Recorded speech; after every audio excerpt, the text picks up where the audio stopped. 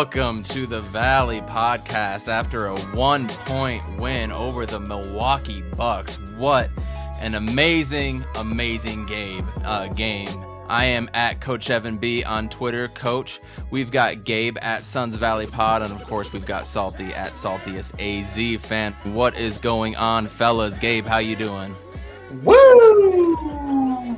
That's how I'm doing. Right. Salty. What's going on, man? Big dog? He's muted.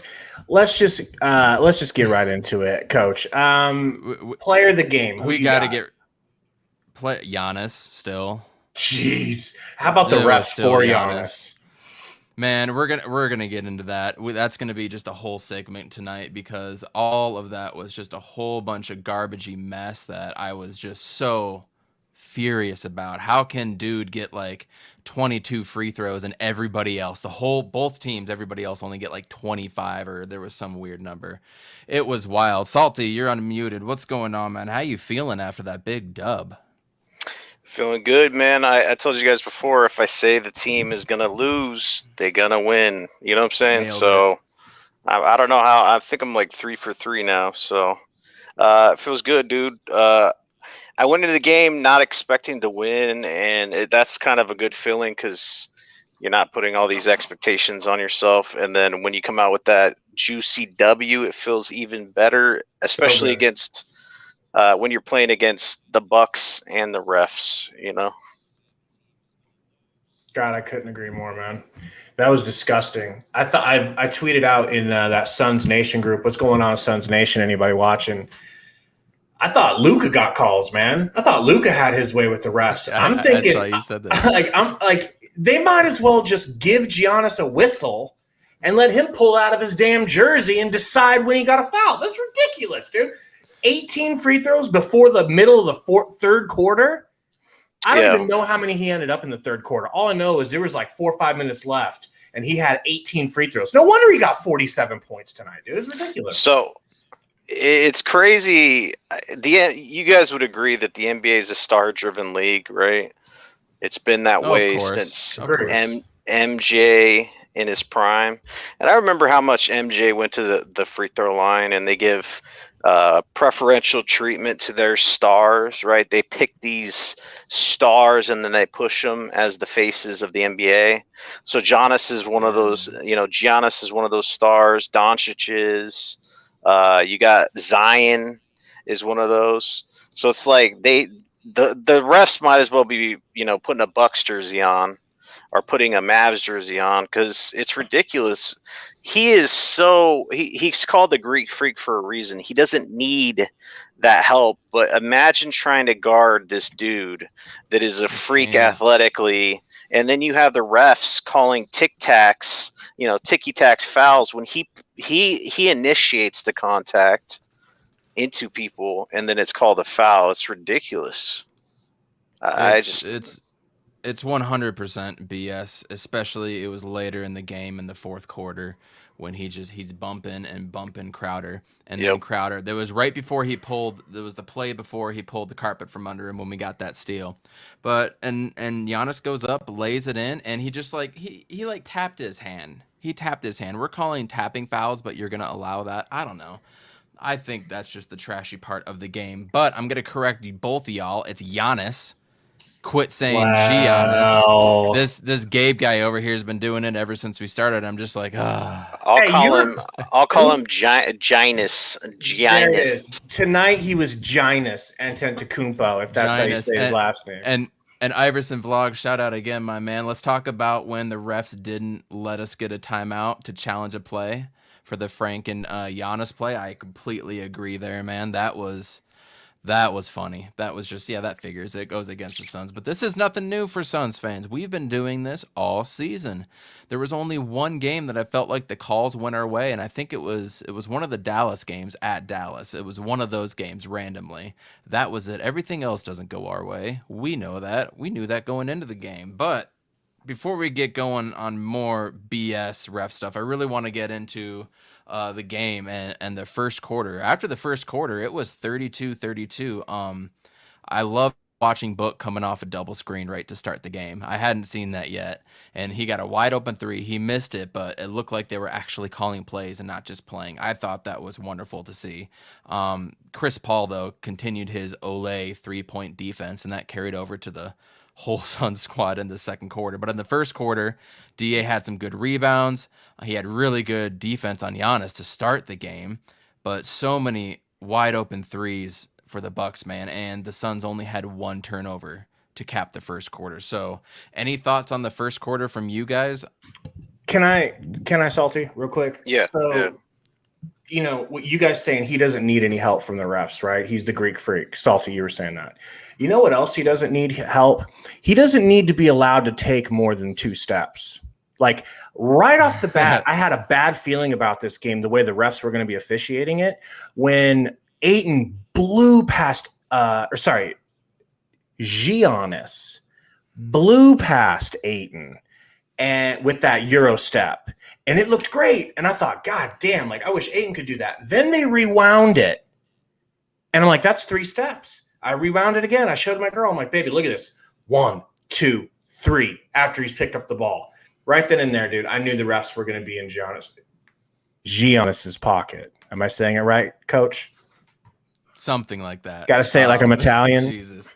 And Bryn Forbes, yeah, dude. Bryn Forbes went off in that first quarter. Salty, what did you see in the first, or you want me to move on to the second quarter? No, I mean, first quarter, lighting it up from 3. Defense guarding the 3-point line was not good. It was just they were in the flow of the game.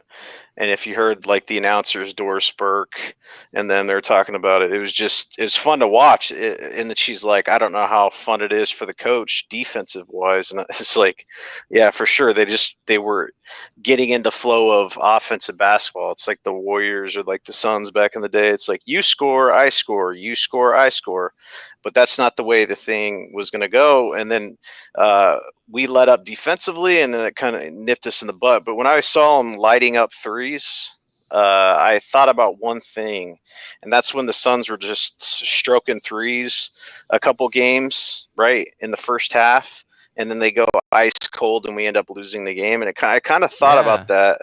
I kind of thought about that when that was happening with the Bucks. I was like, there's no way they're going to keep up this 50% or whatever they were from 3. I was like, the Suns are going to come back eventually because they can't keep this pace up. So I was pretty chill at the half, but we got to talk about the second quarter.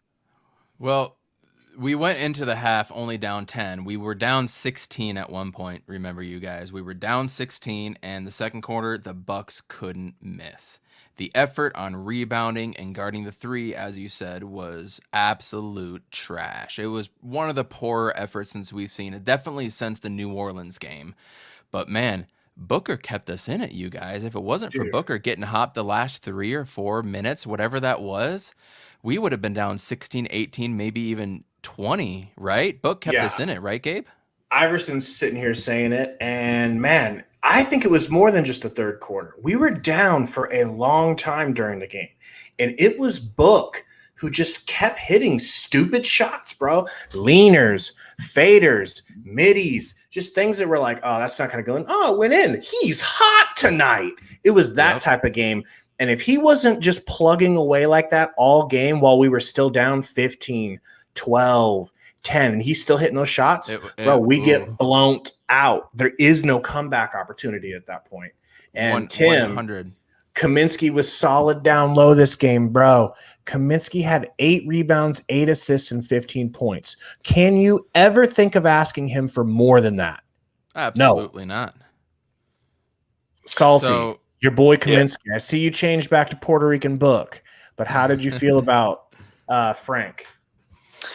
He's found his role on the team. Like I said before, this guy was drafted high for a reason. He played at Wisconsin, had a lot of the tools necessary to be that stretch big in the NBA, right? That's why he was drafted so high by Charlotte, and things didn't pan out there. And he went to the Suns. He showed flashes, but I think he just never has felt confident with his role or like his positioning on the team. He's always having to look over his back and maybe get pulled, maybe get cut. You know, he finally gets cut by the Kings. He comes back to a place that he likes. I'm pretty sure he has a house here. I saw some videos of, I think, Paradise Valley. He likes it here. He said that. I just think that he feels like this is home and it's clicking for him. And that happens with some NBA players. Look at Campaign, right? The dude was drafted high, had high expectations with OKC, did not work out, went to a couple teams, didn't work out there. Then he had to finally go to China, and then he comes back to the Suns and lights it up, right, in the bubble. No one saw that coming. So you never know when it's time for these players to actually have the light bulb turn on. And you hope it's with your team. And, you know, if that's for Kaminsky, hell yeah, dude, let's go. I like the bigger lineup. I like his passing. I've been paying attention to his passing a lot. Very underrated passer, just throwing dimes out there. He had a stupid one later where DiVincenzo came from the corner and stole it, and he telegraphed that shit. He totally that looked like, bro. That coach, you would know that looked like a junior high play, right? That's some shit that happens in junior high. You throw a pass that gets intercepted that easily. Part of that is on book too, because he kept going that way towards the corner. And he didn't even look to see DiVincenzo. He didn't even look over. He thought he was gone. He was away. If he would have stayed more towards the wing, that would have been just fine. Or top of the key, that was also open. It's kind of two-way there, but yeah, I mean, Dante DiVincenzo is a pretty damn good player in his own right as well too. So he is. I've been waiting for him to get his opportunity, and I guess tonight would have been it because they don't have Drew. That's probably the only reason he was starting. Yeah, probably. I'm actually surprised that DJ Augustine doesn't start, but Bryn Forbes just killed us tonight. Forbes killed us. But coming out of halftime, you thought, dude, they're just not going to miss this game, but we're only down 12 and Book was heating up. So it's like, okay, let's see what happens. Went on a quick 6-0 run. And then it just grew back to 12. And you're just like, come on, man. I was getting really frustrated. The third corner, at that point, dude, this is where we can get into it a little bit, but I want to save it for the end more. This was the Giannis free throw show in the third quarter. It was every damn play down the floor. 3 fouls on Ayton. Nobody could stop him. Cam tried one time again, and nothing was working. It was just the Giannis show. Yeah, but can we be specific? These were ticky-tack fouls. Oh, 100%. These were horrible. It's not fouls. like, he just couldn't be stopped. Yeah, he could be stopped. If you put a body on him, he wasn't doing shit, but you weren't allowed to. You weren't allowed to even try to block him. No. Salty said it, man. He doesn't need that kind of help from the refs. We would have been better off going for a hard foul every time down the floor so we wouldn't get his damn and ones. That's how bad it was. I started thinking that. I started thinking maybe we should just let him shoot. And then a 63% free throw shooter shoots 17 for 21 tonight. Like everything was going Milwaukee's way until an 11-2 run to end the third quarter, and we came back at the fury for that third quarter. What did you see, Salty? I just about the fouls, man. It's ridiculous the way I saw it. It's kind of like Doncic. It's garbage the way these fouls are called. It messes up the integrity of the game.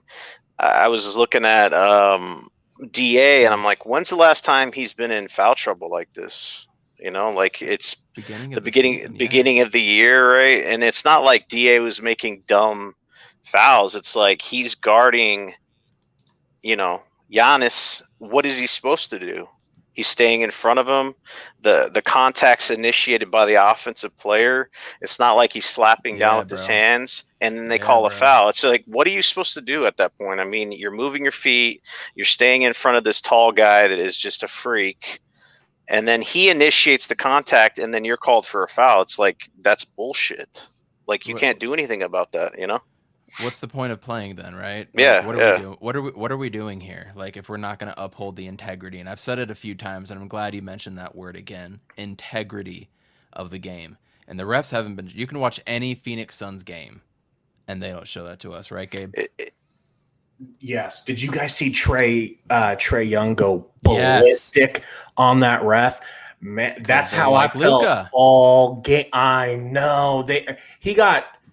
I don't even know if that was a foul against Trae Young at the end of the game, but he did get a little. I mean, he was bleeding out of his nose and onto his jersey. I mean, clearly that's some contact. That's how I felt, bro. That's how I imagine Salty feeling all game. He was just looking like Trae Young at the refs. It's just stupid. Yeah, just look at Doncic. A majority of his fouls are him initiating contact with the defensive player, just flopping forward, flailing his body into the defensive player, and then he gets these free throws. And just like Gary said in the chat, it's ruining the game. It's slowing the game down. Nobody wants to watch a game where like 60 free throws are taken. It interrupts the flow of basketball. It's supposed to be entertaining, free flowing. Great point. It's just 55 tonight. We don't want to watch a free throw show, Couldn't agree more. Jam the man, what's going on? Good to see you, bro. I love Crowder's physicality. This is his best game of the season. Woo, was it? You stole my thunder. Shut up. That's exactly what I was going to say. Shut up. We got into the fourth quarter, and Crowder's D saved us. He's the one that got all the Giannis calls that were going for DA. They all of a sudden weren't getting called. They had one or two in there, but he's pulling out the rug from him. He's making him turn it over quickly, and we went on a 9-0 run to start the fourth quarter, you guys. He was diving on the floor. He was doing everything he could have possibly done. And I know, Salty, you were just talking about Kaminsky, and he got 14, 8, and 8 tonight.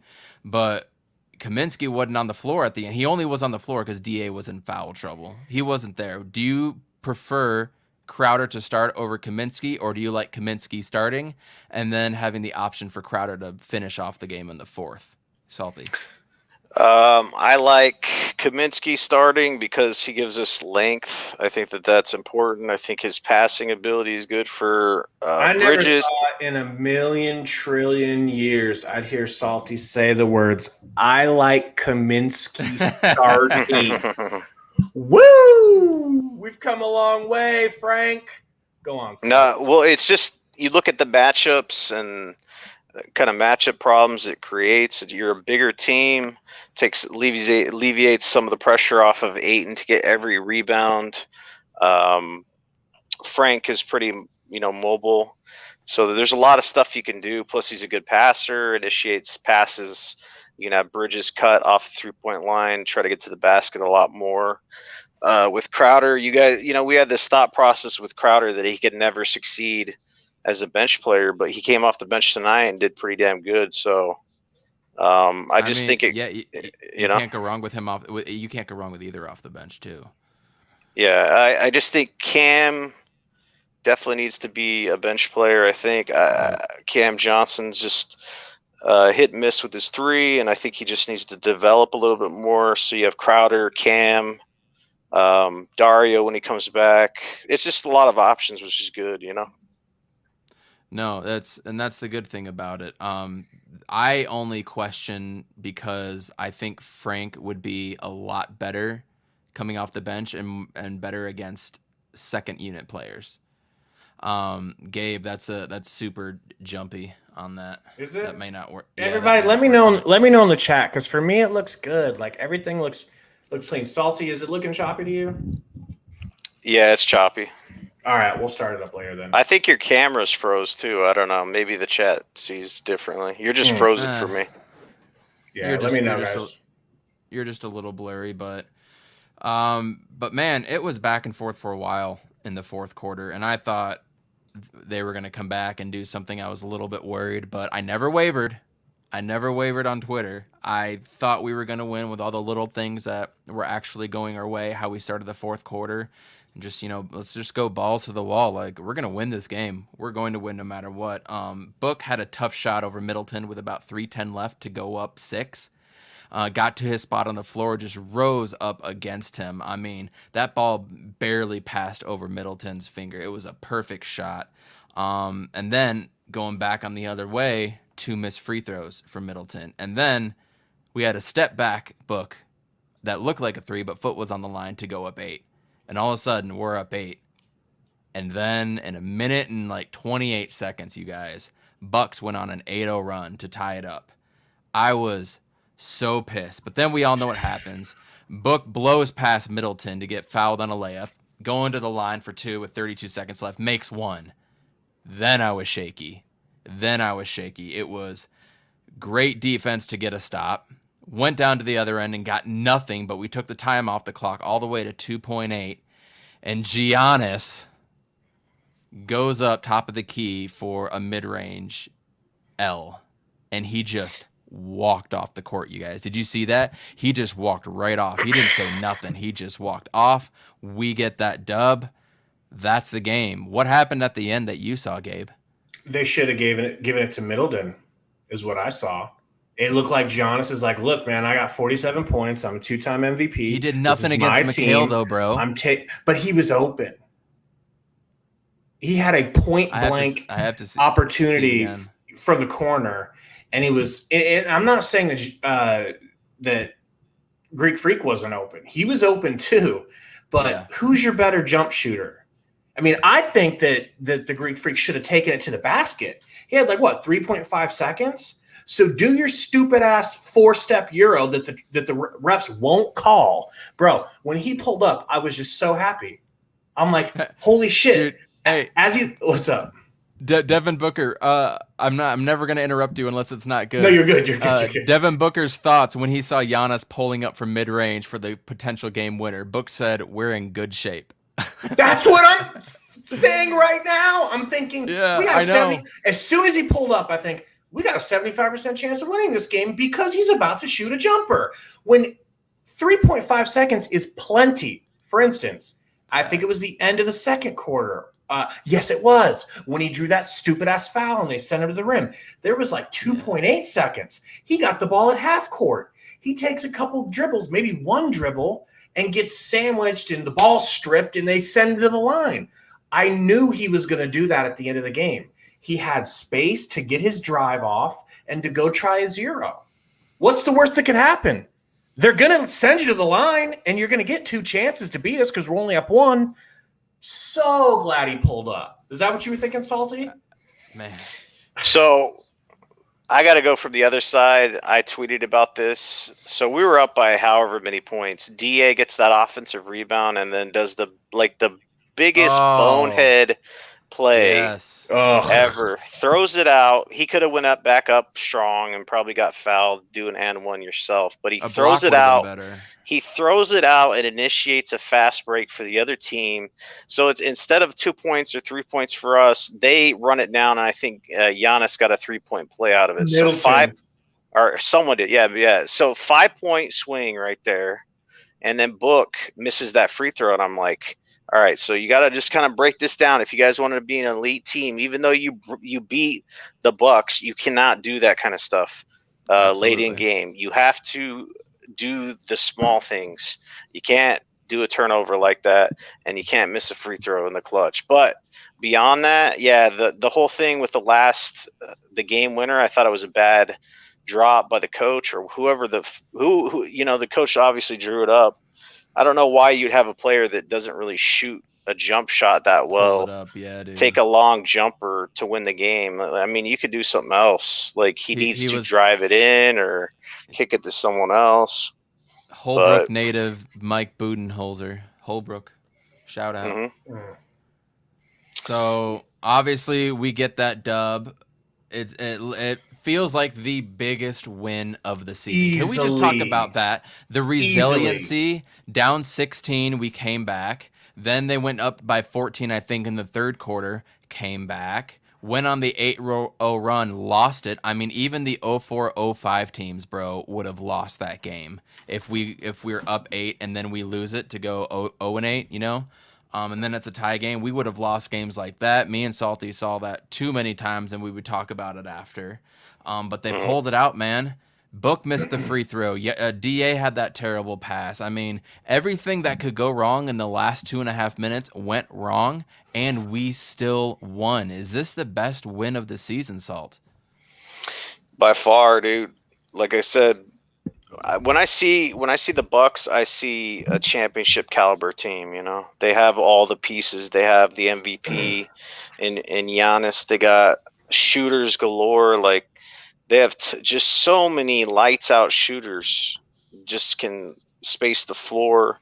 I think one of their only problems would be like who's their second star on their team beyond, Giannis. I don't know if you can argue whether or not.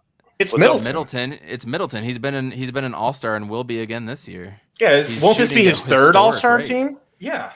Yeah, so they're complete, and I think that they're okay on defense. I don't think that they're like the number one defensive team, but I don't think they have to. I wouldn't be surprised if they come out of the East this year. They had a disappointing year last year, and some thought that the Greek Freak was going to leave because of that, but then he re-signed, and then they made some deals and stuff like that. So I think that they could potentially win a championship. The fact that you come out and beat them, yes, it's the biggest win of the year, and I think having fans in the stands helps, even if it's 1,500 right now. I think you could still feel that energy by the players, and they're going to put 3,000 in the stands after that. So it's just going to get better and better for home field, home court advantage. You got. I mean, how many? We won 7 out of 8 now, or something like that. Yeah, we were 8-8, crazy, and now we're 15-9. So 7-1, 7 of the last 8. Definitely, this is the best stretch we've gone on since the 14-15 team. I'm ecstatic as hell. I am so ecstatic for this team. Just the resiliency. You saw Cam Johnson hitting fourth quarter clutch shots. You saw Kaminsky hitting fourth quarter clutch shots. I mean, we didn't do anything in the last 3 minutes, but we still won, and that to me is the plays of the game for sure. But what's up, Studio Nintendo? What's going on, Timothy? Welcome back. Jam the Man, obviously, welcome back. Yo, just Nick, happy to have all you guys here. I know why Nick's in here. Nick's in here because he had plans to be a Bucks fan because he was a free agent for NBA fans, NBA teams. He didn't really have a home team, but me and Salty got to him years ago. I think this is when we had Bender and Chris, right? Salt, or was it a year before that? And we talked Studio Nintendo into being a Suns fan. So shout out Nick, because you're a real one. And you didn't go with the Bucks, who were clearly 4 years ahead of us. And here we are, you, me, and Salty, who've been friends and Suns fans for how long? And it's finally paying off, my guy. Finally. I just met Evan. I just met Evan this year. That's why I didn't involve No, dude, I met you in like 2007. I do, but it was like once or twice, like randomly. Yeah, but we never really hung out and talked. We played flag football, and I threw you a dime, I remember, in the end zone. I'm sure I caught it, and it was probably one-handed. Where's your cam? What happened? Well, since it was laggy, I decided to just go with Chris Paul. He's better looking anyways. All right, so I'm the only beautiful face you all get to see. I truly apologize. Just for now. I'll get it working. I'll get everything less laggy for the next one. So we just played 2 perennial Eastern Conference final teams, and we just got 2 close dubs. Wins nonetheless. Next, we got the 76ers, and then we get the Nets soon after. We're about to play the top teams in the Eastern Conference, all at home, mind you. But what a way to make a statement and to come out tonight and make that statement on national TV, especially when Giannis put up 47. You had the refs going against him. It was just an incredible game. And get this, only 11 turnovers. There was only 2 turnovers that I noticed that were just WTF. One was the 8-1, the other was the Kaminsky pass that we've already talked about. You're right. The turnovers were better. Everything else was better. Let's get into some NBA scores. Let's look at what happened around the rest of the league right now too. Before we do, I want to say, Timothy, I know, man, I was going to call you out before you called it out here. You definitely did call a 7-0 homestand. Man. And that shit is standing up at this point. Good call, man. Good one. I need to mute that anytime I hear that, because you guys know my saying. Hey, I'm going with Timothy. I'm rocking with Tim. I can't fault you, but I just don't have that mindset. Do you? I'm gonna call all L's so we can get them W's. And I'm gonna say winning a game the rest of the way. I'm gonna say what I've been saying. We will play as good as the team we are playing, and it will always come down to a close game. So before we get into the scores, can we talk about Chris Paul just killing it? And that when a lot of people were doubting the trade earlier in the year, and like he's putting up crazy numbers. Like I'd be shocked if he didn't make the All-Star game, and then Books turning it on. Just specifically Chris Paul, what he's doing for Ayton. Ayton got the ball inside, then kicked it out, and then Chris Paul threw it right back to him. He's like, "What are you doing?" That was funny. Yeah. Chris Paul had 28 and 7 tonight, you guys. Crazy, dude. Yeah. At that point, hold on, I'm getting some audio here. At that point, right at that moment, I messaged on Twitter. I was saying him bullying, and he is bullying. He's like a big brother who's like, I'm not gonna take Ayton shit. Throws it right back at him, almost just like embarrassing him. Like, bitch, why are you passing me the ball? It's like you could tell Ayton didn't want to go up against the Greek Freak. I actually, that was another spot. I paused the game. My girl who's watching it with me, she don't fucking care. But I paused it, and I'm like, baby, look at this. Chris Paul, he gets the ball. Ayton gets the ball in the post. Doesn't want Giannis, doesn't want to have to go up against him, gives it to Chris Paul. Chris Paul whips it back at him and then yells at him. Like, that's what I messaged. Like, him bullying Ayton was worth losing Kelly Oubre. Because Kelly nobody was talking to Ayton like this. Nobody was getting in Ayton's ass like this. And it's exactly what he needs, unfortunately. So, and to go to your points that you've been talking with Ayton, you feel like he needs 15 a night. He had 10 tonight, 7 for 10 on the night, even 1 for 1 from 3. But he had 17 points and only 7 rebounds. His only single rebound game of the year. But yet, you guys, we still won the boards 47-39. I thought that really spoke to Kaminsky getting 8 and Jay Crowder going out and get 14 boards. He had only 6 points, shot 6 times, got 14 boards. He got out rebounded by Jay and Kaminsky, and that effort stepped up in the second half, you guys. Crowder's defense, that to me was the difference maker of the game. Did you guys see that in the fourth quarter too? Yeah, he made that critical stop that arguably won us the game towards the end, right? Who did he steal the ball from down there? Giannis, from Giannis. He took the carpet out from him. Yep. He just pulled the chair out and ripped it. Beat him up. Giannis was looking at the refs like, are you kidding me? Yeah. I'm not going to get a call in this moment. Like, no, bitch, we've given you calls all game. You got fooled. Yeah, and that spurned the 9-0 run to just propel the fourth quarter. Doris Burke, don't mention that name. She was just atrocious. She's one of my I'm starting to hate almost every announcer that I hear now. There's barely an announcer that comes on and I think is good. Dave, you don't like Doris? Doris? I don't like Doris. Even Dave Pash, bro. I'm cool with Doris, dude. Dave Pash needs to be more of a homer for us, dude. I mean, he calls all the Cardinals games. I don't know how many Arizona State games he's called. He's got to be more homer for us. I know that he can't, but he needs to throw in something here or there. Come on, man. You guys know that all these guys that went to college and played always throw that up. There ain't nothing wrong with it. Mm-hmm. Doris could get the D for sure. You know. Hit the button on that one. No. Well, it's not just him though, bro. I mean, him and Drake both have a thing for Doris, so there is something. She sounds like she's like 80 or something, but you can get past that. She's 80. She looks like she's 80 now, bro. Her face is as weathered as an old football. Anyway.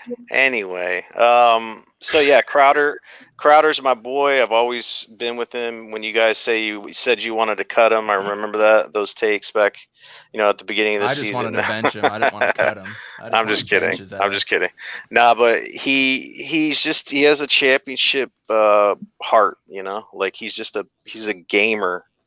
You could just see it in him, and getting 14 boards. He just does different things: defense, rebounding. Sometimes he'll hit clutch threes. He's just good, man. He's good to have on a championship type team. You needed that type of player. He's just a good person too, from what I've noticed from Twitter accounts, what people are saying about him through the broadcast that actually know him, his teammates.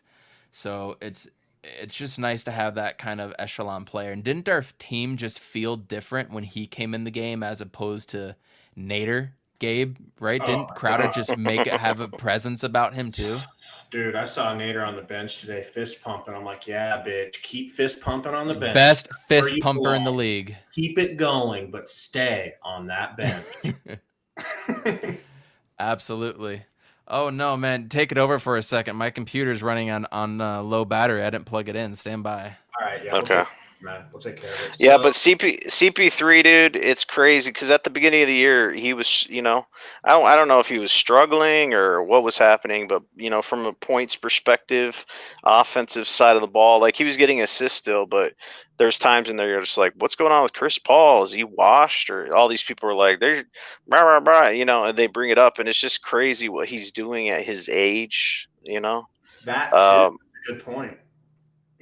He looks incredible, and I just keep waiting for him to get washed. He wasn't washed when he went to the Rockets, and I thought he was. He wasn't washed at all when he went to OKC. So I thought, well, we're definitely getting washed, CP3. Didn't you? Yeah, when I was feeling the same way with Houston.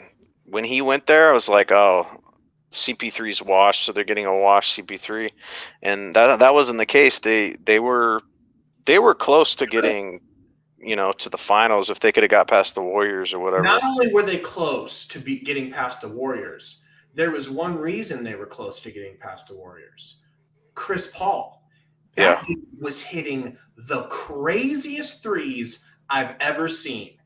That dude was hitting threes that would make Steph Curry blush, and probably did because it was against Steph Curry. Dude, do you really remember that series? He was hitting threes from like the 38-foot mark. He was hitting them past the hash. He was hitting them fading away and falling down and getting fouled. And then he got injured. And that's the only reason the Warriors made it that year. And I know Tim knows what I'm talking about. It's true. James Harden lost that series versus the Warriors. Exactly. And who would have thought it would be Chris Paul doing that? He's supposed to be a point guard, not a god from the three-point line, but he went ape shit. That actually was the first time I ever liked Chris Paul because I've always had a thing against him because he just seemed like I don't know. I hated the way he complained against the refs. He was always so hard on the refs, and now I kind of get it. His State Farm commercial. I know. Let me know if it's choppy, you guys. It looks good. Looks good. Okay. So, yeah, man, CP3, it's worth the trade, dude. I know you still have posters of Oubre up in your room somewhere because you have his jersey. Do you cry at night still because he's not on the team? No. Now, let's be honest, though, man. If he was scoring like 25 points a game for the Suns, I probably would be crying. That would be rough. But he's not. So that really helps quell that, How do you feel, Coach? You got it. You got everything working? You're muted. Yeah, it's crazy how, when it says it's running out of battery, you usually got like 5 minutes left. It just shut off like that. So sorry about that. No, you're good, bro. Got the dude. What I miss?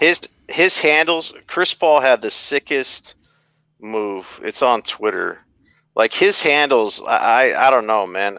Name a NBA basketball player that has control over their handles better than Chris Paul. Like the dude can do whatever he wants. Right, Coach. Just Kyrie. That's it. It's crazy, man. And then after that, only probably Iverson. No, I mean current. He's saying current. Yeah, current. Then I went on to all time. I mean, you know who else? Jay Crossover. Kylie. Gabe Martinez said Kylie. He meant Kyrie, but Kylie. Kylie's got good hands. Kylie Jenner. Kylie Jenner or whatever. Yeah. What about white chocolate? Gary says, he was definitely up there. But white, white chocolate. Nah. Steph Curry. Nah. Yes. Steph. No, I'm with Gary. Nah. Steph's handles are up there. I think Steph is a step behind. I wouldn't say he's on the. Look at what Chris can do, man. Crazy. He said every spur. Yay! Speaking of, we just saw Langston Galloway. Langston only played in the second quarter. He was part of that atrocious run too. He didn't play at all in the second half. With Monty doing what he does with lineups and everything, let's see what goes on. But, man, Portis just went off. I want to show you something here. Okay. So I've been noticing this about Ayton. Okay. Mm-hmm. We always talk about how he's bad at getting inbound passes. I figured it out. I wish I would have shown you this earlier when Giannis did the same thing to him, but he did this like 3 or 4 times. Okay. So when he gets the inbound pass, he doesn't leave his feet. He wants to keep his feet where they are so that he doesn't surrender any position at all. But with a long player, they know they can just jump over the top of him and take it. He's not willing to go get the entry pass where it is. He wants it on him where his feet are. Watch. Go get it. Like, go get that shit, dude. You cannot wait for it. Watch these long arms go right over the top of him. Just, okay, I'll come get it. Thanks. That's really why I think he's having such an issue with inbounds. With into the paint. You're muted, bro. That's the same reason for post-ups too, bro. He's not going to the damn ball. It's the same exact reason. When you're posting up, you want to give yourself room to have a little bit of an outlet. You know what I mean? So if you're on the block, you want to try to get a step under it for the pass. So when you catch the pass, you're right above the block. Good point. That's come on. He's not posting it. So when I say all damn season, his post-ups are trash, that is probably about a good 30 to 40% of it right there. His post-ups are garbage. He can't post up a single person in the league. Go back to watch what he did against De'Aaron Fox. Now, when he gets the ball, just like if it's wide open over there, when he gets the ball, he's very effective. He shot 7 for 10 again tonight. Some of it was off of offensive rebounds. He had 2 just to start with, 2 offensive rebounds, and then he had 5 rebounds the rest of the game. But his post-ups, his inbounding ability, it affects the team and being able to get the ball in, especially when you're like at the 4-second mark, right? And you got to throw it in. I tweeted about this. I said that DeAndre Ayton needs to do what he needs to do and hire Tim Duncan to work with him in the offseason or something, because I'm seeing one of the issues with his post-game, there's a lot of them, but he doesn't use glass ever. I don't know what happened to him when he's trying to figure out how to play basketball, but no one taught him how to use glass. And if you look at Duncan, the reason he was the master of going off the glass on people, and that square box, he'd aim for it 9 times out of 10, he'll make it. I think if DA added that to his game, I think he would blow up, because he could actually rely on that, doing post moves, learning other stuff. But I think if he added that to his game, maybe in the offseason or something like that, it would just add. It's like Amari adding in a jump shot to his game later on. You just need to look at your game and see what you can add to it. He worked on his defense this year. We'll work on your post play. That's actually super insightful, Facts. Dude. I've never thought about that, but you're right. And to add to that, it's not just that he never shoots banks from the mid range. He doesn't even really use banks for layups. Ever. He always and that's, whatever. But you're right. If he could just learn how to kiss it off the glass. Yep. Yeah, that'd be terrific. What's the score right now? I can't see because of the comments and the ticker and everything. Where are we at in this game? Pull his ticker. Was that ticker down for you? Was that? Well, I think it's 1-0 something, 1-0 something. 101. I don't know. There's Frank with a 3. 101, 104, 101. Dude, Giannis, he's so good. We need to talk about Giannis just for a second. This is probably the most dominant a player has been against the Suns this year. I mean, for good reason. He got all the calls. Yes, I don't even want to get into that anymore because we won. It's over. Move on. But he was just a Greek freak tonight, dude. That dude was sick. And then Chris Paul with the buzzer running down. What'd you guys see from Giannis? Yo, honestly, they said this in the broadcast. If Giannis could have a jump shot, legit reliable, he'd be the best player ever in the history of the game, dude. It's literally unstoppable and unfair the way he's structured from a physical standpoint. You could just not stop this dude. I think you could say the same thing about Ben Simmons to a slightly lesser degree. Nah, Ben Simmons is just, he doesn't hold Giannis's jock strap, dude. Yeah, no. Just because of Giannis's size and everything. It's like Ben if Simmons Shaq is was more able of to hit free throws. Ben Simmons is like a facilitator, you know? This shot right there, that shot, that was a special shot. So and then here's a step back. Kobe right here. Double step back without a travel. Ooh. Jamal Kobe. Murray. You could learn something. And then he's so. He looks like that's the one. That's not a foul. He looks like he's playing on a Nerf hoop or in a pool against his little brothers, dude. Where the foul is? Like there was no foul. He made the shot, foul, so I can't point it out. He made the shot. Why are you giving him the extra help? He's pushing. So you're allowed to do that twice, and you get a fingertip on you, and it's a foul. Go away. I don't think he got a fingertip. It looked like he swiped at the ball. That was the DA turnover right there. Go back to that. He beasts for the offensive rebound, right, and then throws it into a fast break, which leads to a 3-pointer too. It was under the basket, and he couldn't get any height on it. Like, what are you doing?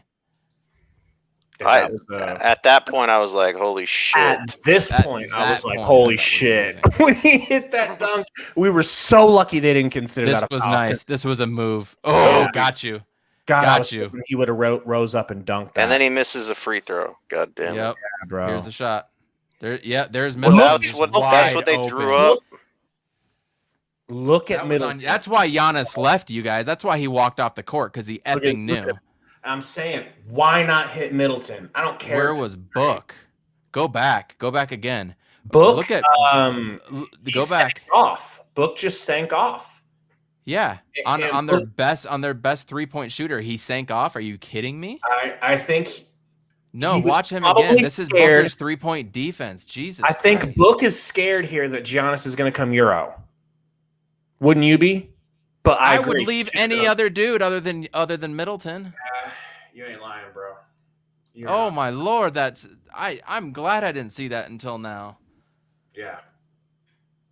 So, any final recaps you guys want to go over before the game? Because there was a really, really big article that came out on Devin Booker today. It was a short video. There was a podcast on it, and there was the article with the great pictures and his old car. So before we get into that, do you guys have any closing thoughts on that? We'll get into our prediction for the next game coming up at the end. So we'll get into that in NBA scores afterwards, but closeout thoughts on the final best game of the season, or the best game of the season so far. Go ahead, Salty. Final thoughts. Just good W. You're moving in the right direction, like I said. Just keep going. We'll see what happens the next couple of games. I think, hopefully they won't go for 2, but I'll predict that they will. So we'll see what happens. Gabe? My final thoughts are, this was easily the best game of the season. This was the first game where I gave up a little bit of hope. You know me, man. I'm always saying it literally doesn't matter if we're playing God and his angels. The Suns will keep it close and or win because they can beat anybody. They can beat Prince, like in the Dave Chappelle story where they made him pancakes after. There is no stopping this Suns team. But they'll play shitty against the shitty teams. So the fact that we beat this team really does say to me that we can beat anybody. And I told you last night, we can beat the Lakers in a 7-game series. We can beat them 4 times. And I do not even feel scared about saying that. Like I'm gonna get embarrassed. We can beat anybody, bro. You beat this Bucks team. This Bucks team, 2-time MVP with a team that makes everything. I'll send you some weed, Salt. They were hitting every shot they took tonight, and they're supposed to be better than us, and we still outplayed them. How does that happen? I think we finally saw this is the best game we've seen out of Book and Chris Paul together. This was by far the best game. Is this the clicking point for them? Right? Did you guys see that? Was this the clicking game? Was this potentially it? Everything went wrong with 3 minutes left. Opened the second quarter to go down 16 points. Went down again in the third quarter. Looked beastie. We had a like a 20-4 run between the end of the third and into the fourth quarter, and we clicked and things happened, and Da didn't even show up for some boards and was fouling, and a lot of it's due to that. He could have gotten 20 and 10 if he wasn't pulled from the game. But is this the clicking point, Salty, for Book and CP? Is it the clicking point? I think they played very well together. And people say that they want them to play like separated out or like different times and stuff. I think that it just takes time for them to gel and get their chemistry together. I love both of those players, but yeah, I think it's a good start, you know. Yeah. But I'm not by any means saying we're over that hump, you know what I'm saying? I'm not going to say, because like every broadcast I watch, all these different broadcasters, they don't need to say what they say, but they say stuff like, this Suns team's different, they look different, they feel different, like Doris was talking about that. And other, because I watch, you know, streams where I'm watching the other announcers, the opposing teams, and all of them, almost all broadcasts that we played against, man, the Suns team looks different. There's something different about this team. Man, this Suns team's good.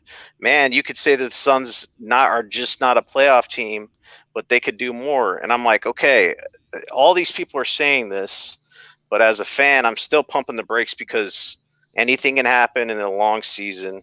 And at the same time, you got to prove it. You got to continuously prove it to me. So it's like you're starting to get over that hill.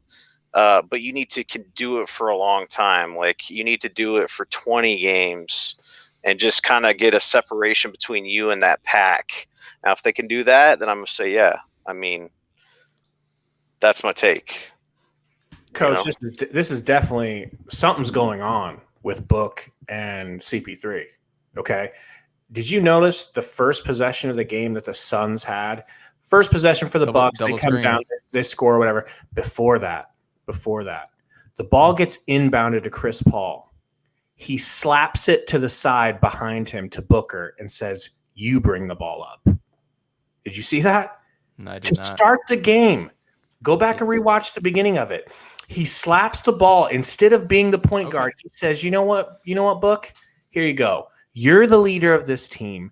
I believe in you. You are my equal. Go ahead and bring the ball up. I'll play off you, bro. Something's going on with these two, bro. You're right. They are gelling, and they trust each other. I wanted to play for everybody just a small snippet of that Wilbon interview because it was really good. I'm sure a lot of people have had a chance to see it by now, but I just want to play like a quick 30 seconds of it so you guys can get kind of an idea. I mean, it's just so nice to be seeing the Suns getting love.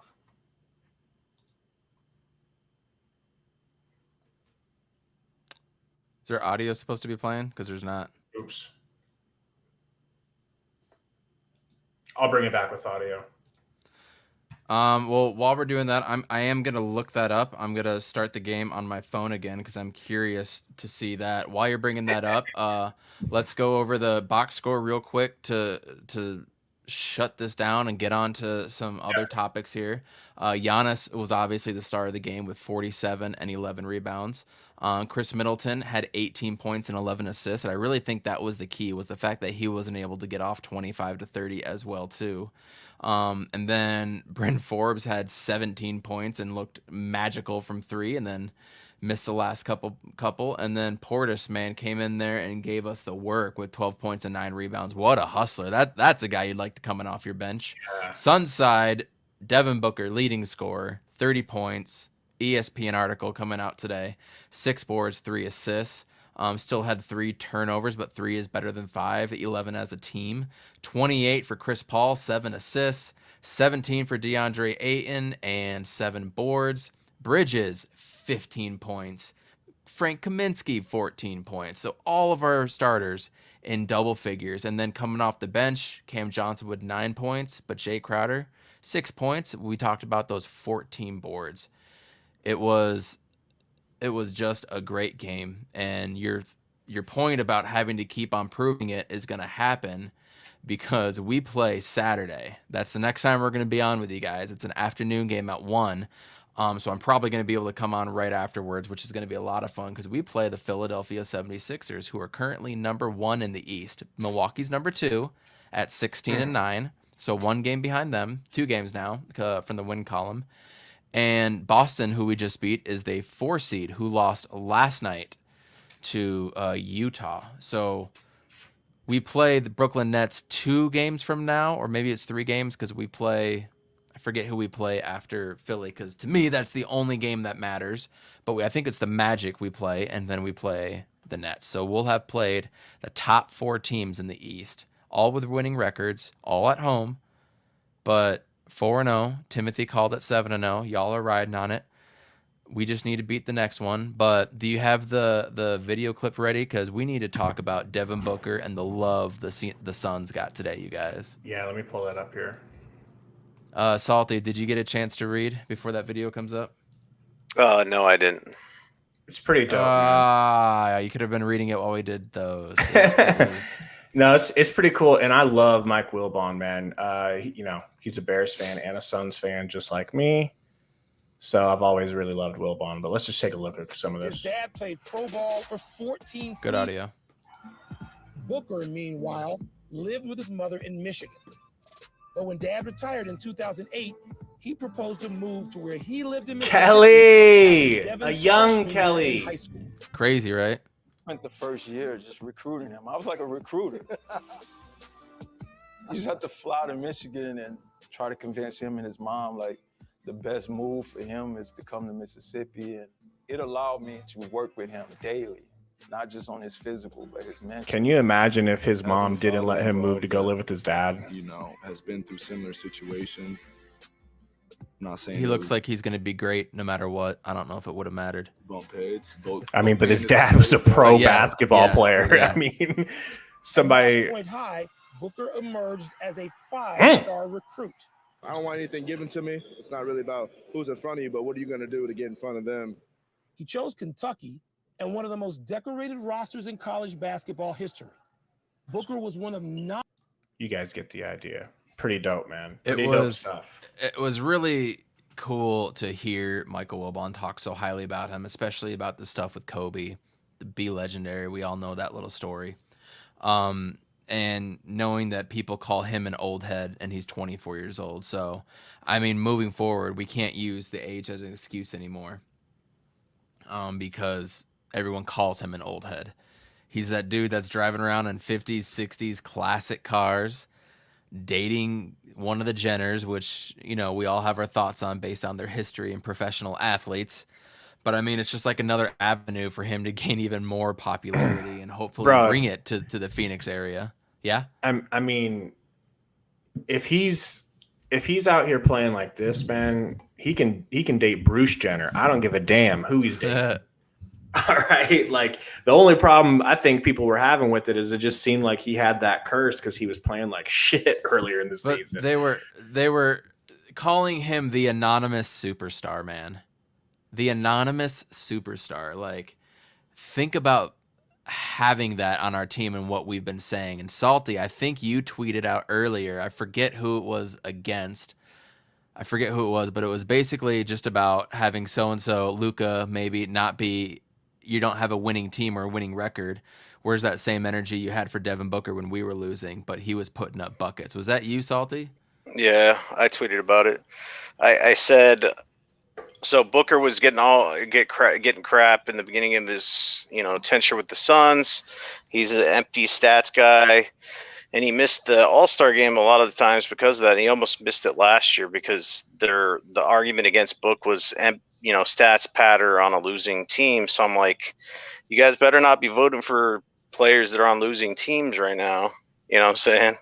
Because if you kept the energy the same, players like, I don't know, Luka Doncic or anybody on a losing team better not be going to the All-Star game, or you guys were just capping that whole time, I mean, that's what it is. It's all about jersey sales. So, Salty, you're definitely the most level-headed of us. I think me and Evan we get a little bit too hyped sometimes. You like to bring us back down to earth. So I want to get an idea of what you think from what Gary's saying here. He's asking, is Book a superstar? He doesn't think he is. Gabe does think he is. I'm interested to see what you think. Gary says, I just don't see true superstars consistently missing the playoffs. Well, I mean, you gotta have it's not an individual effort to propel your team to the playoffs. I mean, there's how many players on a team? It's kind of a GM thing. So Booker was drafted on a team that McDonough was purposely tanking. So what is he supposed to do when he has players on his team that are just pure ass? You know what I'm saying? Booker could be Michael Jordan reborn, but if he has a squad of G Leaguers, then it's not going to help. It's not going to do anything. You can't do it yourself. And we're seeing that with Steph Curry, right? Steph Curry, one of the best players ever. And people are saying, anoint this guy as a Hall of Famer, one of the best players ever, up there with Jordan.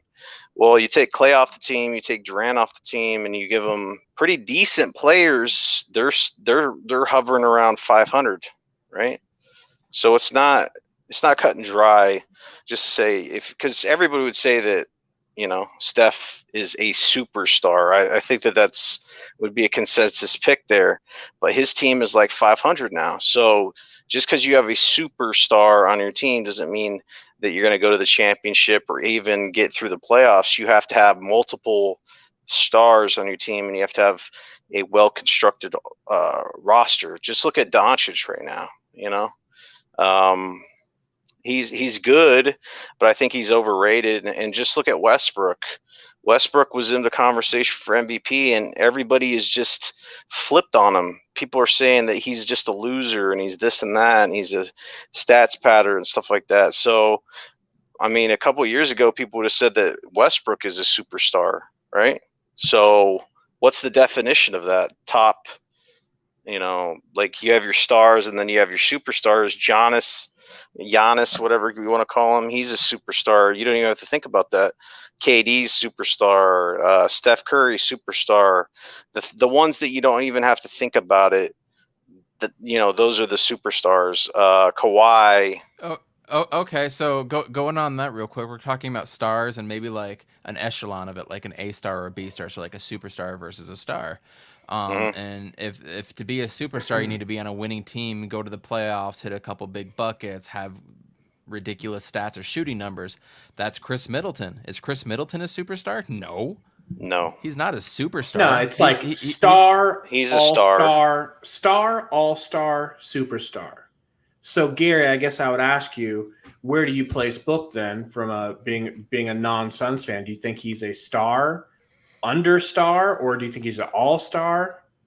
Obviously, you don't think he's a superstar. I think he started to show what he is in the bubble, and then this season's going to push him forward more. So whatever he does in the playoffs with this team, I think that could put him where he needs to be, because I think a lot of people in the NBA fans specifically, would put Booker and Donovan Mitchell like neck and neck as players. That's just from an outside perspective. But if we're talking about playoffs, then he's going to have the half step ahead for that, if that's their argument. Who, Mitchell? If anybody's argument is you have to do the playoff thing, it's dumb. That argument doesn't hold water. It's like the players don't control the rosters. The Jazz have a complete roster. They have a deep team. The players, it's just like for a while. Yeah, like why did the Lakers go to the championship? Is it just because they had LeBron? No, because they had LeBron on a team that didn't even make the playoffs. They got AD. It doesn't. Just because you have a superstar on your team, if you don't have a well-constructed roster, you're not going to make the playoffs. All that stuff, it doesn't make sense to me. So superstar can be a superstar without making the playoffs and all this other stuff. Like, that doesn't make sense to me. No, I would agree. I would call Devin Booker definitely a perennial all-star. I mean, he should have been the All-Star game 2 or 3 times at this point. That's facts, especially if Luka goes in right now. Everybody calls him one of the most versatile scorers. I'm so happy. I thought coming into the season he was going to have his superstar season, which it's funny as a coach when I'm doing the stuff with my team. I can think the big picture. I can think the right now. I can want every player to do everything everything is working in my mind, and I'm positive about it. I'm this and that. Man, I can do that with Cardinals games, D-backs, Arizona State. It doesn't matter. When I watch a Suns game, I am just back to my 7-year-old fandom self, man. It is crazy what the pull that this team has. So I thought going into this season, Devin Booker was going to have his superstar season, and this was going to be the start. Every year for the next 10, 12 seasons, he's going to be on the All-Star game, hopefully with Phoenix. So that's what made this beginning of the season so just, okay, we're winning, but you're kind of sucking, and there's 17 turnovers that you're doing a game. And that's what made it so frustrating as a fan to watch this. But what we've seen out of him, we've seen game winners already this year. We've seen a 36-point game. Here's his second 30-point game, 30. I think he's just going to have so many more where he can do these things, especially when Dario and them come back and everything. And you have to respect everybody on the floor that has the ball. It's just only going to get bigger and brighter. So he's a perennial all-star right now. If all-star is a B, he's a B+, right? I agree with you, man. And I agree with Gary and Tim here. So Gary is saying he feels like he's way better than Spider.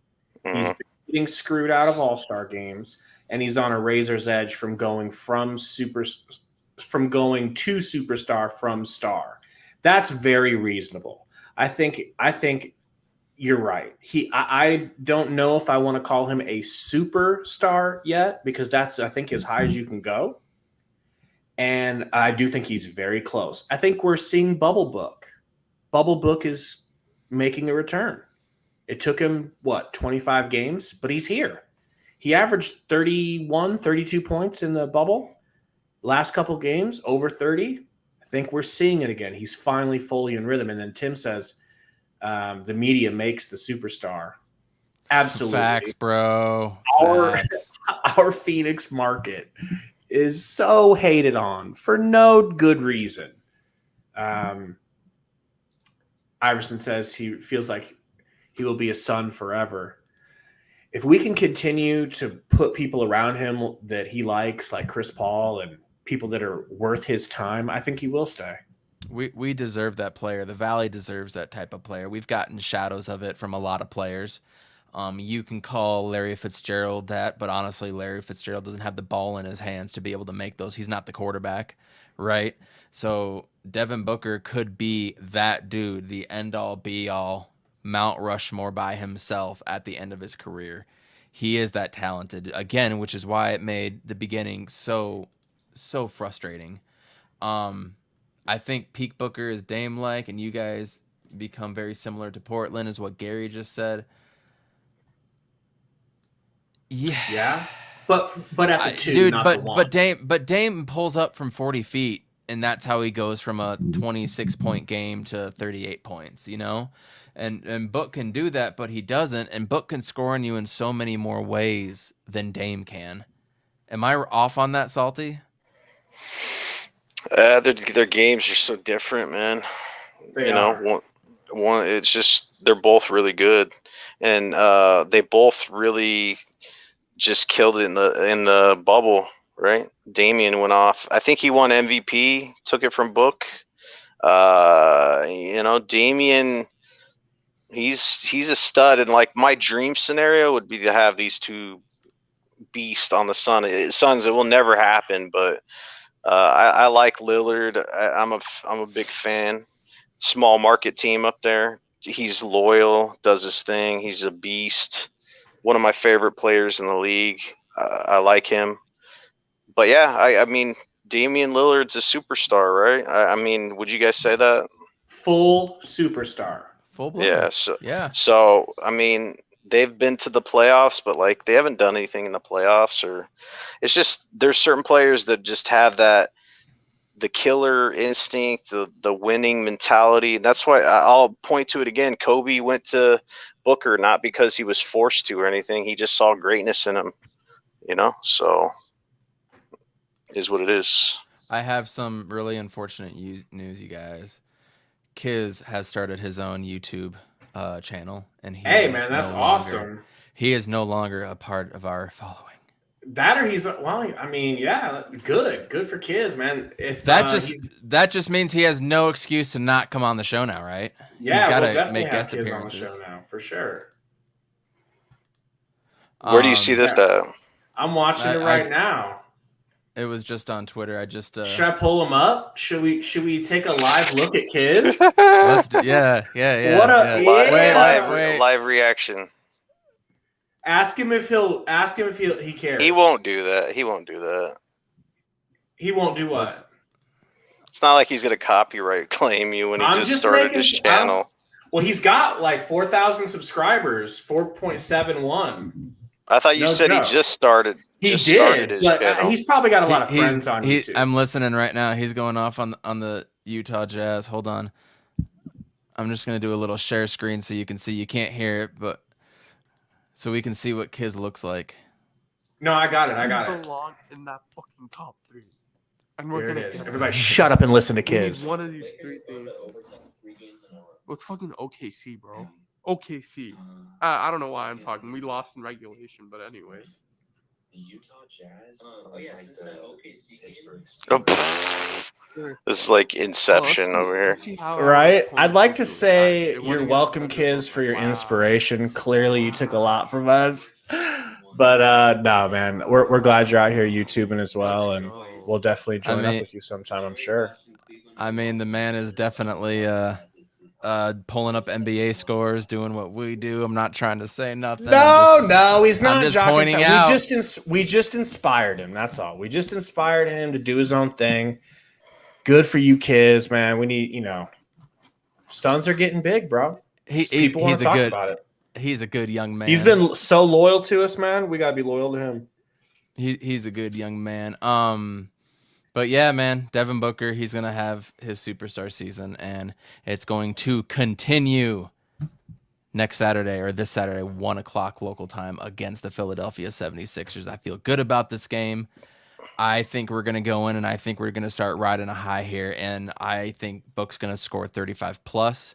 We're going to get a dub. We're going to have 2 nights off. I'm going to go to the Philly schedule because I'm curious when they play, if they come off a back-to-back or something like that. So they play Thursday. Okay, Philly plays Thursday tomorrow at the Blazers. Obviously, they won't play Friday, so they play us then. So they're going to come off a little bit shorter rest and on the road. I'm excited about this game. Embiid versus DA. Is Mikal going to guard Ben Simmons? Let's see how that matchup goes. Gabe, Sixers coming up Saturday. Thoughts? My thoughts are this is one of those teams that Booker has, for whatever reason, he's got a little bit of spite for them. I haven't really figured out what that is or why, but he gets jawing at them, right? Do you remember that? I mean, he's always jawing at them. They're jawing at him. Mikal has a little bit of beef with them because his mom works in the front office of the Sixers. And traded, and and he thought he was going to get to stay at home, play for his team, be near his family. Like, there's a little bit of something going on, and Book goes hard against the 76ers. So I fully expect a great game. However, I don't like the Embiid-Ayton matchup. Embiid is in Ayton's head. It doesn't take much to get in Ayton's head, and Embiid lives there. Like, and then you thought Ayton was scared to take an inbounds pass and go up against Giannis. Just imagine how scared he's gonna be to go up against Embiid tomorrow. It's not even that. It's Dwight Howard coming off the bench too, and we're gonna have Frank Kaminsky and effing DA. See, next game, I really feel like Jay Crowder needs to start for Kaminsky because Jay Crowder's would be on Tobias Harris defensively to start. And then if you have your other big being Dwight Howard, who's going to be your big coming off the bench to guard him? Is that going to be Jay Crowder? No. You're going to have to keep a guy on the floor at all times. So I just think that might be a decent matchup. I'm also afraid of the 3-point shooting with Seth Curry hitting 50% from three. Funny enough, Dwight Howard 42% from three, but Tobias Harris shooting 43% from three too. Embiid is actually shooting 37. So, and then you got to watch out for Danny Green. I'm going to look up their injuries and see what's coming on next. But Salt, already hearing all of that, what are you thinking? I'm interested in the Embiid DA matchup. Curious to see how the Suns match up against the Sixers. They're a good team. It's going to be interesting, man. They're going to catch that L, though. That's my prediction. The Suns are, so. Iverson, that would probably land on Book or Chris Paul, depending who they think the matchups are of who's going to guard Seth. It's going to be one or the other. Seth who? Either Seth Curry. Seth Curry. But the don't problem nobody give a that damn I have, about Seth Curry because he's shooting at a freaking 50% clip right now from three. He's deadly from three, and Chris Paul and Devin Booker have shown that they are just trash at guarding the three to begin games. Just god awful, just Olay defense. You don't even put a hand up, you just walk and shit. It's Kiz is in the chat. Kiz is in the chat and he's showing us live on his stream right now. No joke. I was just watching. Dude. Inception, baby. Right? I'm about to go up and check ourselves out, I guess, on that. Right? Yo, Kiz, my camera was acting all fuzzy, bro. So I had to switch it up and go Chris Paul this, but we'll be back with a real camera next time. How you been, bro? That's funny. Man. That's funny. Right. I'm listening to it right now. That's some good stuff. So Salty, you predicting an L. Kiz, if you're still there, are you taking a win or an L for the Suns when we play Saturday at 1:00 versus the Philadelphia 76ers? Oh, guys, look, Evan Hoffer. He's this guy that tried to bully as a podcast or as some guy on Twitter. That's fun. Kiz, what is your prediction? Gabe, what is your prediction for Saturday? I got to win, and because we always play them very well. We're not scared of them. Ayton's scared of Embiid, but we're not scared of them. And we handle our business against them. I bet you if you look back at our record against them, it's pretty well. It's pretty good. Book goes apeshit on him. Kiz says we're going to take an L. Salty's got an L. I say we get a win and it'll be a close game, maybe like 3-4 points. What do you think, Coach? I think we're going to ride the high right now. I really do. It felt like we were clicking tonight. I think Book and CP3 can take advantage of their matchups and their guard play. I really feel good about it. I do. Even with Embiid, even with Tobias Harris. Tobias Harris has been known to go off on us a few times, right? But I think a guy like Jay Crowder can go in and defend him pretty well. I'm really looking forward to the matchup, you guys. Suns by 30 again. Gabe Martinez, shout out. Suns by 30. Why not? So Salty Booker dropped 40 on Philly last season. Man, let's get a 40 burger for Book. Why not, right? He goes ape shit against them. Salty, are you calling it? Are you calling it a loss because you want us to win, or are you calling it a loss because you truly think it's going to be a loss? I mean, I guess you'll never know, dude. Fair. Text us later. No, yeah. Don't jinx the Suns. Just don't. All right, bro. Anything else, Coach? NBA games. Just go over scores real quick. Catch up on what happened tonight.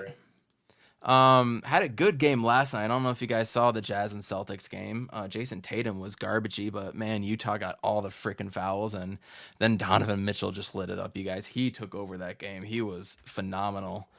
But in the game tonight, Raptors beat the Wizards like everybody but us does.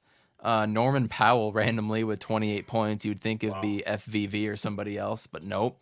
Mavericks, we talked about that game a little bit and what happened at the end with Trae Young, but Mavericks squeak it out 118 over 117. Even if that foul wasn't called, I don't know what kind of play they're calling in that type of situation, out of bounds play, but is what it is. Luka had 28, 10 and 10. John Collins with 33 and 8. I think we were talking about John Collins a few pods ago about some trades. Man, Atlanta's not trading him. So we can kiss that ship goodbye. Nets come out. They beat the Pacers. Kyrie had 35. Domantas Sabonis again, leading player for the Pacers in a losing effort. I really can't wait till Karis LeVert can come out and play for them. I hope he can come back soon. I thought he was going to be dynamite with the Pacers, and it was going to be a good type of Indianapolis, small town, good player vibe going on with him. So that's still a bummer. Hornets lost to the Grizzlies, 114 to 130. I thought the Hornets were going to keep the ball running with them and what they do, but Kyle Anderson had 27 points. Terry Rozier, just like you called, Gabe, is going off this year. He had 34 points. Yeah, you can't go wrong with that. Clippers did eventually pull it out against the T-Wolves. They were down for a while, but Kawhi came out with 36 and 8, and that was that. Still no D'Lo. Did you guys catch the Shams tweet that Karl Anthony Towns retweeted, or the tweet? Did you guys see that little thread? No. Shams came out, Camrani, whatever his last name is, he came out and tweeted that Cat was going to play tonight. It's the first time since he's been active since COVID, yada, yada. Cat retweeted like 2 or 3 hours later. He's like, what? This is news to me. Last I heard, there's lasting effects going on with COVID, and I got to see if I'm well first or something to that effect. So I thought that was funny, but shout out Cat for all the difficulties he's gone through. It'd be good to see him back in the lineup for them. It'd be good to see him in the lineup for us. That's going to be coming up, dude.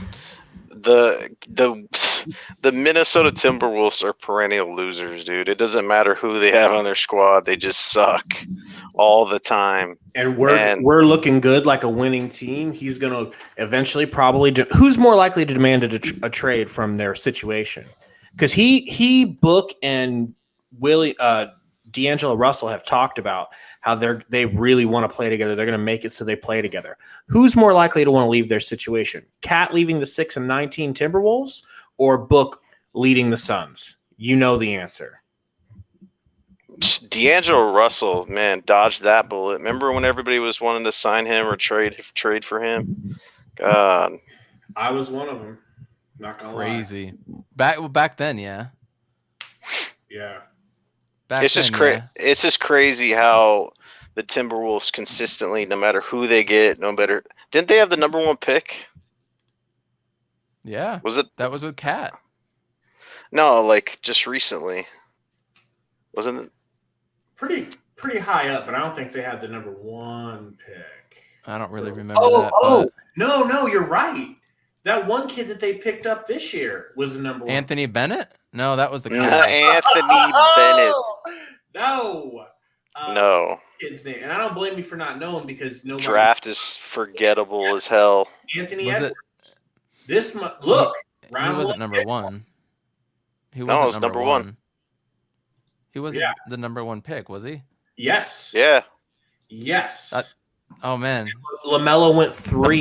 You can't even remember, dude. I can't even remember. It's that forgettable. LaMelo was in that draft. Who did the Warriors picked? What's his name? The center, right? They picked Wiseman. James Wiseman, yeah. Wiseman, yeah. That topic of combo is going to come up eventually.